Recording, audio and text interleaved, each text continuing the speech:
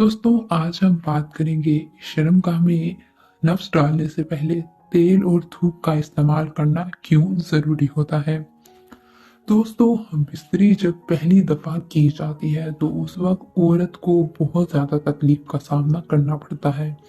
इसीलिए उस वक्त खसूसी तौर पर तेल या थूक का इस्तेमाल किया जाता है। ज़्यादा बेहतर यही होता है कि तेल का इस्तेमाल किया जाए। ये औरत को राहत देने के लिए इस्तेमाल किया जाता है। इसके अलावा आम रूटीन में तेल या थूक का इस्तेमाल आपके उज़्व ख़ास की ताकत को बरकरार रखता है, उसकी ताकत को कम नहीं होने देता, ढीलापन भी नहीं आने देता, सख्ती और तंदी को बरकरार रखता है।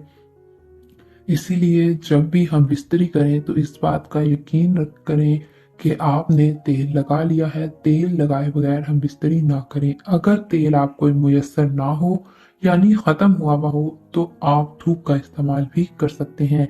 ये आपकी मर्दाना ताकत को बहाल रखता है, उसे कम नहीं होने देता।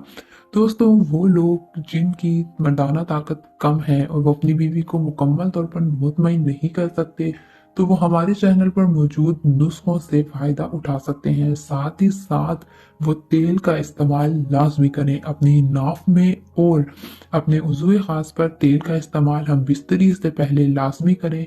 इससे उनके उज़्व ख़ास में तंदी सख्ती आएगी और उसकी ताकत कभी भी कम नहीं होगी।